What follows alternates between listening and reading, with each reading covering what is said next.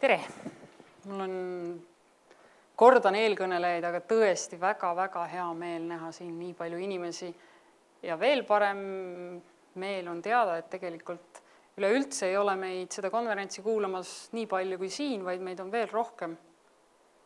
Seda konverentsi on võimalik kuulata ka üle veebilingi ja pärast kõiki neid ettekandeid vaadata järgi.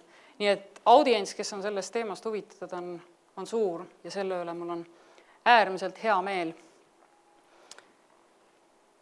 Nii, aga miks me siin üldse oleme, on see, et lapsed, et mulle väga meeldis see, kuidas Anne ütles, et kõik lapsed, kes sünnivad, nad on olemuselt head. Ja kui midagi läheb halvasti, siis pigem on see, et ühiskond on selline, et nad suunab. Minister Kruuse rääkis sellest, kuidas me oma lastele paneme peale tohutud koormused. Koormused, mille üle me ise ei oleks üldse rõõmsad, et meie läheme ju tegelikult hommikul tööle, kes läheb 8:30, kes läheb kella 9 ja juba kell 5 või pool 6 või võib-olla isegi enne 5 on meie tööpäev läbi. Urmas rääkis siin enne, et lapsed lähevad hommikul vara kooli ja õhtul kell 7 on nende päev läbi, nii et tegelikult me paneme oma lastele kanda suurema koorma, kui me ise kanda tahaksime. Väga mõtlema panev koht. Aga lapsed Sotsiaalkindlustusameti jaoks. Paljud elasid kaasa väga värvikatele ja kohati hästi emotsionaalsetele debattidele, mis käisid lastekaitseseaduse üle.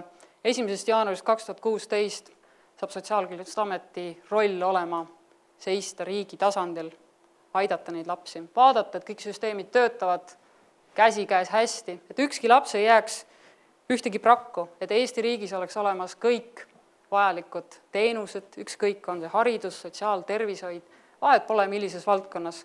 Meie keskendume sellele, et laps ja tema vajab kaitset, et tema vajab tuge ehk, et Sotsiaalkindlustusametist saab selline hea, ma ütleks giid sellele lapsele, kes aitab vahel küllalt keerulisest riigirägastikust selle lapse rõõmsalt, tervelt ja kenasti läbi. See on tulevik, see on väga helge tulevik, aga ma räägin paar sõna sellest natuke olevikust ja natuke ka minevikust, et me kõik ka Sotsiaalkindlustusametis juba praegu mõtleme lastele, osutame ka teenuseid, rehabilitatsiooniteenust.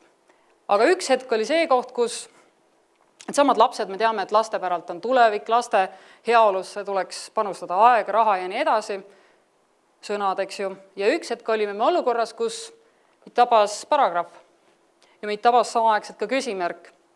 Ja mis ma sellega mõtlen? Üks hetk oli olukord selline, et kohus oli teinud kohtumääruse, kus oli kirjas see ja see laps, teismelise ealine, tuleb panna erihoolekande teenusele. Jah, Sotsiaalkindlustusamet korraldab erihoolekande teenuse osutamist.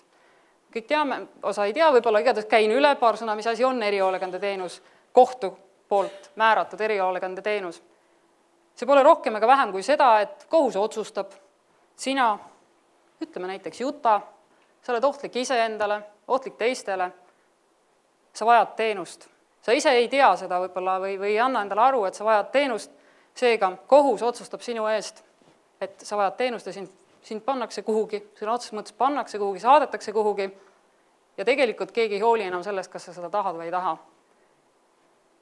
Jah, meil on olemas selline teenus täiskasvanutele, aga meil tegelikult ei olnud olemas sellist teenust lastele, sest me ei olnud mõelnud selle peale, et ka lapsed võivad olla sellises olukorras, et nad vajavad sellist teenust.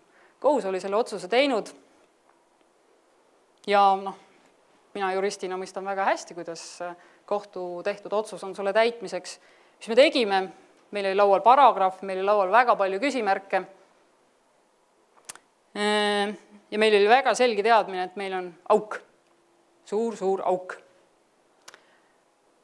Aega meil ei olnud, meil oli üsna kiire, raha meil oli, nagu oli riigieelarves täpselt sellele samale erihoolekande teenusele täiskasvanute omale ja meil oli see laps, kes vajab abi. Me kõik saime aru, et tegelikult kõige olulisem selles pildis on see laps, kes vajab abi.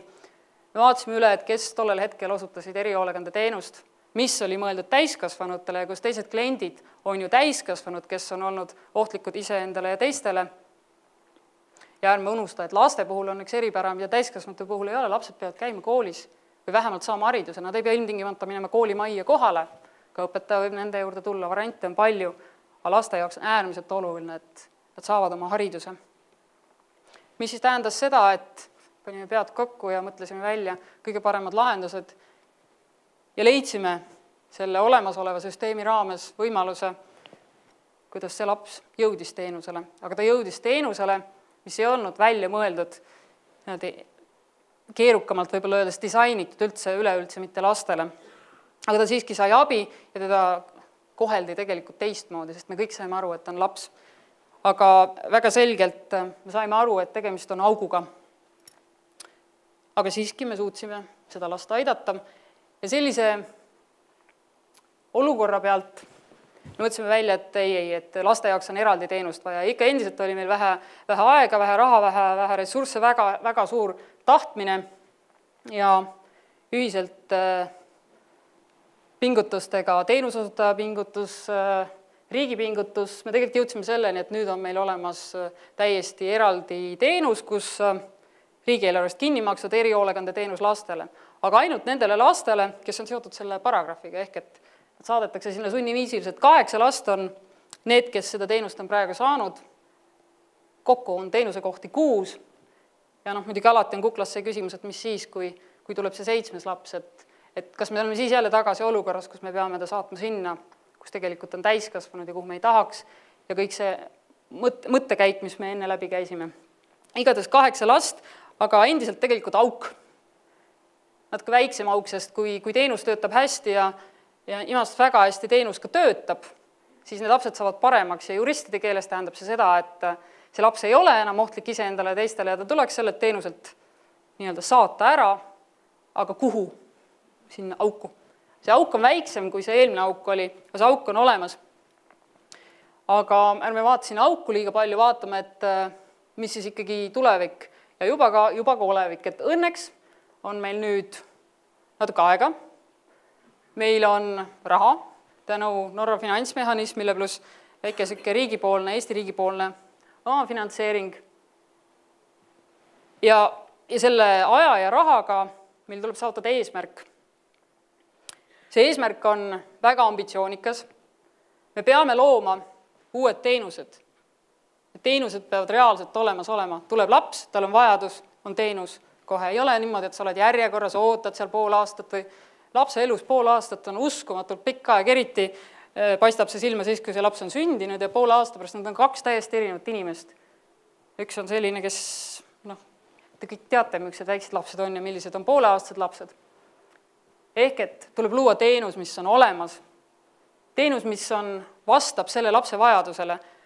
Olgu tal siis tema tervisest tulenev eriline vajadus, olgu tal tema vanusest tulenev erivajadus, sest olgem ausad, et vaimse tervise probleemid ei ole ainult puberteediealistel lastel. Need on oluliselt väiksematel lastel ja 4-aastane laps ja 16-aastane laps ilmselgelt on erinevate vajadustega lapsed. Ja nagu siin juba eelkõnelejad ütlesid, et tegemist on ikkagi integreeritud vajadusest lähtuva lähenemisega, mis tähendab seda, et haridus, sotsiaal, tervishoid ühiselt koos. Laps ei ole mingi asi, mida me jooksutame. Laps on kes ja lapsel on õigus saada seda, mida ta vajab selliselt, nagu temale on tegelikult kõige mugavam ja kohane. Ja kui tal juba nii on probleem sellega, et juristid ütleks ükse labaselt, et tal on närvid läbi, ma vabandan selle lause ees kõigi eriala tundvate inimeste ees, sellist last veel panna läbi erinevate kadalippude käima, et see lihtsalt ei ole inimlik ja see ei aita teda kuidagi, sellest ta paremaks ei saa. Niisiis, projekti eesmärk on luua teenused, pidada silmas, et laps on tervik, vaadata sotsiaalset, tervise ja haridusaspekti ja märksõna number 1, lapse vajadusest, individuaalne teenus. Eesmärk on ambitsioonikas, aga me kindlasti saavutame selle eesmärgi. Nii et kui see aeg, mis oli eelmise slaidi peal, saab läbi ka see raha, siis on see eesmärk saavutatud. Ja selle projekti raames on lubatud indikaatoreid, kasutades seda sõna, ehk et selle projekti käigus, ehk teenuste väljatöötamise käigus juba tegelikult 75 last on saanud abi. Seal peaks olema ka 75 last. Lugesin üle, nii et kui eksisin mõnega, siis eksisin.